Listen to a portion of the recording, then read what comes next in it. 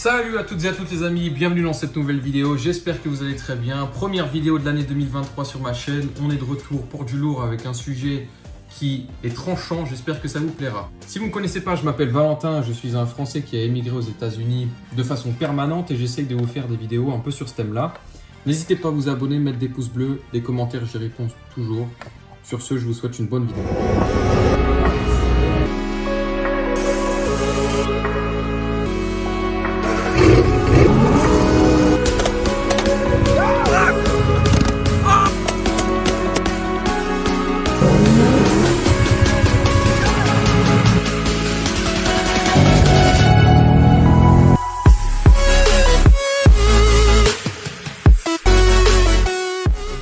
À double tranchant, comme on dit, une vidéo qui va plaire, déplaire, j'en sais rien.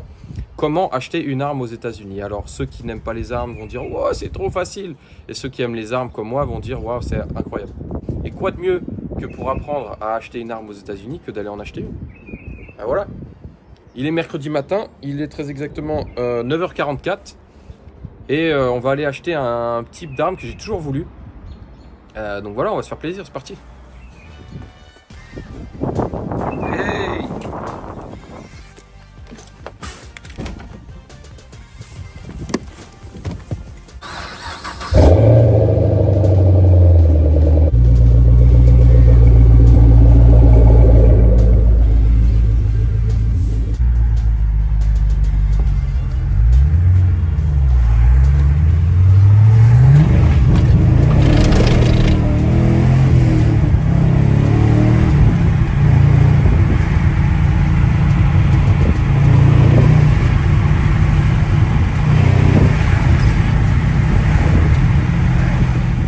Alors première étape, on va se rendre dans un magasin qui s'appelle Bass Pro Shop.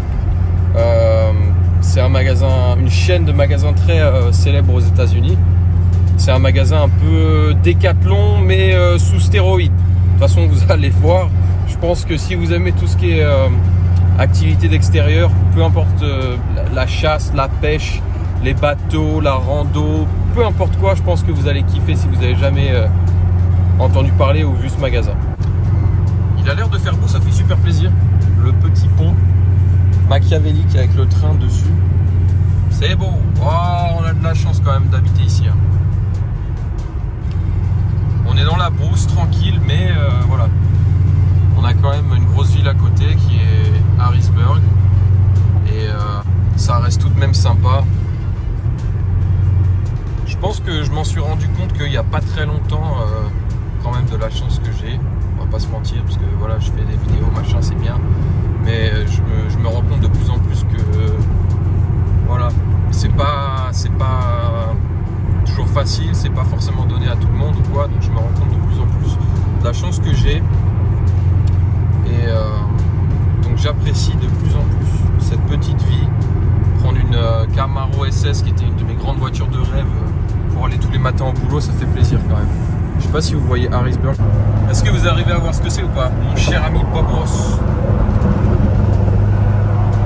J'adore Bob Ross. Ah, c'est parti ou pas? Non, on va le laisser tranquille.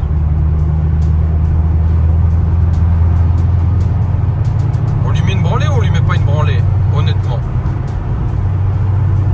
Non, il y a trop de trafic. Moi, je suis pas comme ça. Bon, je vais pas vous mentir que ça sent la gomme.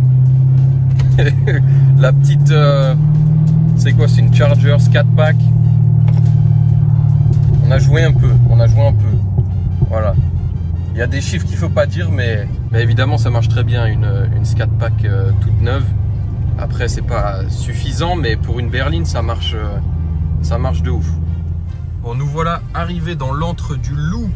Regardez-moi ça si c'est pas beau. Franchement je veux bien on dise machin chouette, oui. Alors j'adore Décathlon, hein. J'adore Décathlon, mais je t'avoue que je vois ça. Après c'est sûr ils vendent pas de Quechua. C'est dommage. Franchement, si vous voulez une berline qui marche du feu de Dieu, qui a de la gueule, qui coûte pas trop cher, après je sais pas combien ça coûte en France, je vais pas dire de conneries, ça se trouve ça coûte plus cher qu'une M5, mais franchement, c'est pas mal. Après passer 2,40, je vous avoue qu'il n'y a plus rien, mais bon, c'est une berline.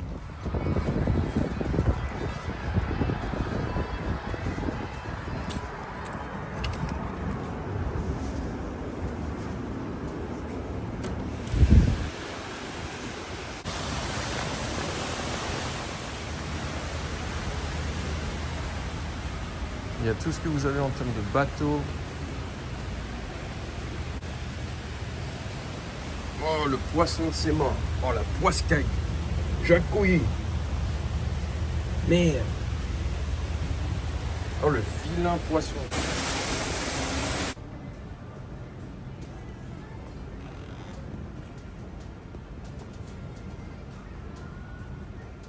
Oh, le vilain croco, je l'avais pas vu.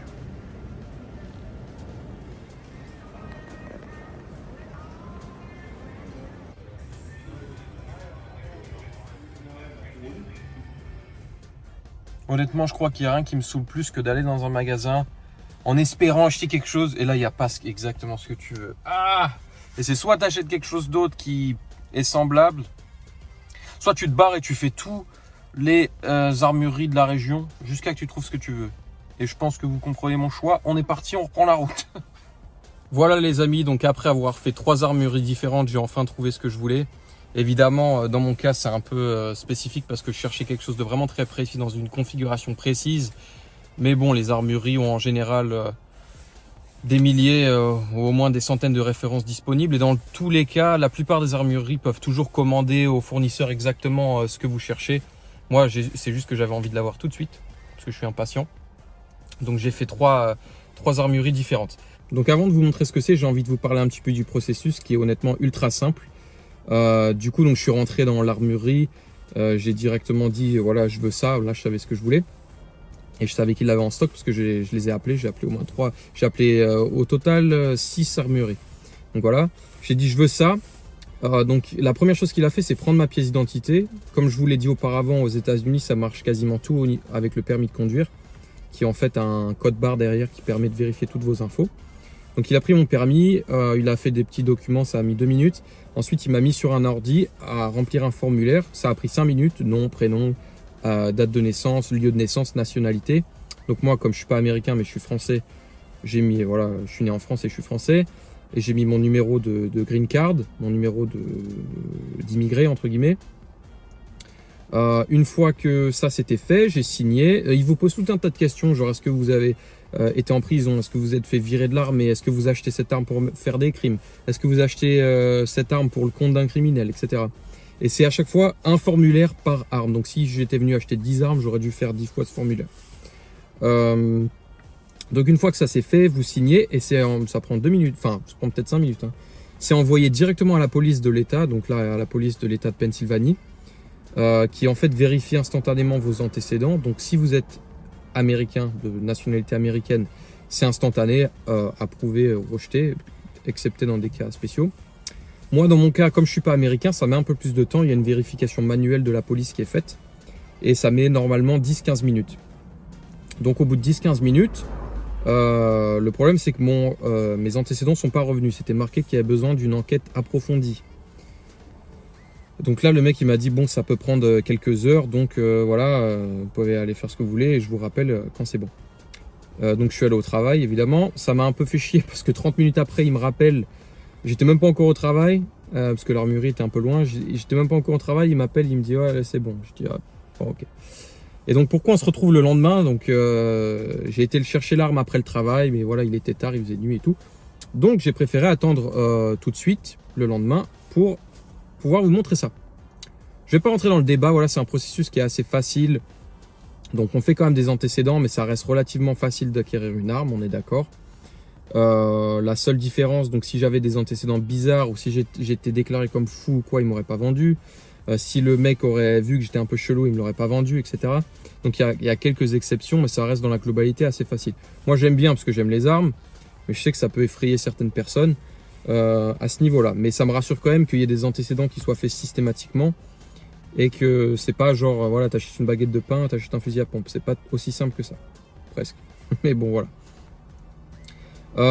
Et puis voilà c'est tout. Donc je sais qu'en France vous avez différentes catégories B, C, A, j'en sais rien. D peut-être pour la défense et puis B pour les armes plus lourdes, C pour les armes plus normales type de chasse. Je crois que c'est ça. Hein.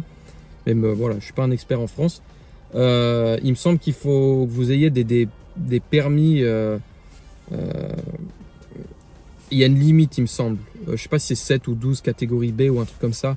Je sais pas si c'est pour la totalité ou par an. Donc voilà, encore une fois, je vais pas parler de choses que je sais pas. Mais je sais qu'en France, il y a des limites. Ici, il n'y a pas de limite. Vous pouvez aller et acheter 50 armes à feu dans l'année si ça vous fait plaisir. C'est pas un problème. Vous pouvez avoir un attirail. Voilà, il y a des personnes qui accumulent des milliers d'armes. C'est pas un souci. Donc voilà, c'est tout. Donc maintenant, on va passer à la présentation. Je vais vous montrer ce que c'est tout de suite. Alors, première chose que je veux vous montrer, il est où? Le ticket de caisse. Vous pouvez voir que j'ai payé l'arme 370 $. Et ensuite, j'ai dépensé environ 100 $ supplémentaires pour m'acheter un sticky holster à 30 balles. Ça, c'est incroyable. C'est des holsters super confortables à porter qui se mettent entre donc, votre corps et votre pantalon. Et c'est vraiment une sorte de simili-cuir. Et ça glisse pas, ça reste un peu pas collé à votre peau, mais c'est antidérapant et c'est vraiment confortable. Et j'ai ensuite acheté des munitions, donc des munitions de défense à tête creuse. J'en ai une là, je peux vous montrer. Voilà. Et une boîte de munitions plus classique. Et donc maintenant on va passer à l'arme. Donc vous pouvez déjà voir évidemment que c'est un Taurus. Alors, j'adore Taurus parce que honnêtement, niveau rapport qualité-prix, ils font des choses vraiment incroyables, je trouve. Bonjour. Donc, c'est une arme, un type d'arme, on va dire, que j'ai toujours rêvé d'avoir. Je vais vous montrer ça tout de suite. Voilà, je pense que là, vous voyez déjà. Il s'agit d'un Taurus 856. Hop, laissez-moi bouger ça. Alors Taurus 856 en calibre 300, non j'allais dire 357, non, en 38 spécial, voilà, magnifique, neuf dans le papier, avec un grip, je crois que c'est un grip Hog, c'est pas le grip, c'est pas un grip Taurus, c'est un grip modifié d'origine mais qui est bien mieux, hyper confortable, ouais voilà, Hog. Le grip d'origine Taurus, il est plus petit et un peu plus inconfortable. Il a déjà la mire frontale là, de... C'est quoi la marque déjà? C'est Ameriglo. C'est la marque de référence des visées de nuit. Donc c'est un bout de fibre optique à l'intérieur là de jour. Peut-être dans la vidéo, je sais pas pourquoi vous voyez pas beaucoup, mais au centre là c'est jaune fluo.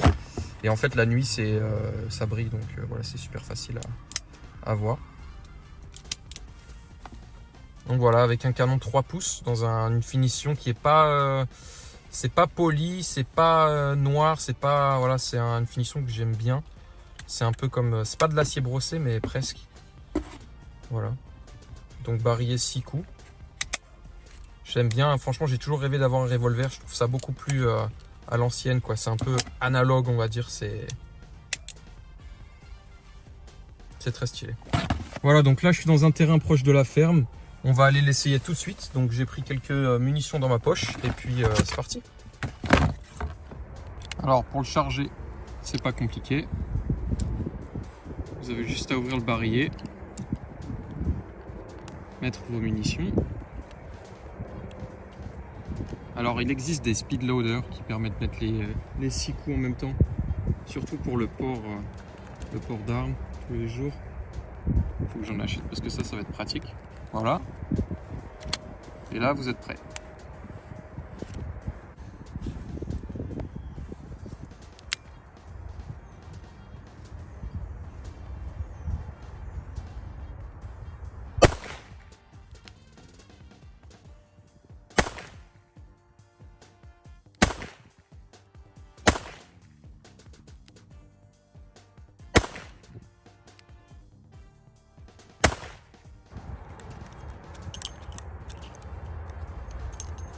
Un truc que j'adore avec les revolvers aussi, c'est que je récupère directement toutes les douilles, ce qui me permet de ne pas laisser de la merde derrière moi comme c'est normalement le cas avec les armes semi-automatiques qui jettent vos cartouches utilisées un peu partout. Maintenant, je vais passer à l'essai de ces munitions de défense. Donc c'est des Honardi, c'est les mêmes que j'utilise pour mon 9 mm. Donc on va voir ce que ça donne.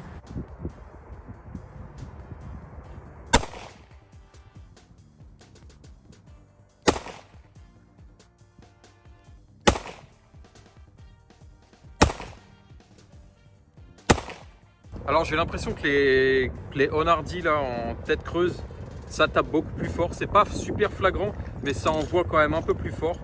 Je sais que le projectile est beaucoup plus léger de fait que ce soit creux, évidemment, et qu'il soit fait de cuivre plutôt que de plomb. Donc c'est peut-être dû à ça, il y a peut-être un peu plus de transfert de puissance avec l'autre. Voilà, mais franchement, je suis super ravi. Super bonne arme, j'ai toujours voulu avoir un revolver. J'avais déjà essayé celui d'un ami qui était en canon 2 pouces, en 38 spécial aussi, mais ça, c'était pas confortable, c'était tout petit, c'était tout... Là franchement, c'est un régal. Il n'y a rien, ça fait pas mal du tout. Ça envoie beaucoup moins qu'un petit 9 mm de poche. Je trouve ça incroyable. Niveau précision, je trouve ça quand même assez fou. Là, je tirais à une main, voilà, pour faire le con. C'est plutôt pour essayer, pour voir un petit peu la puissance des munitions. C'est pas vraiment pour la précision.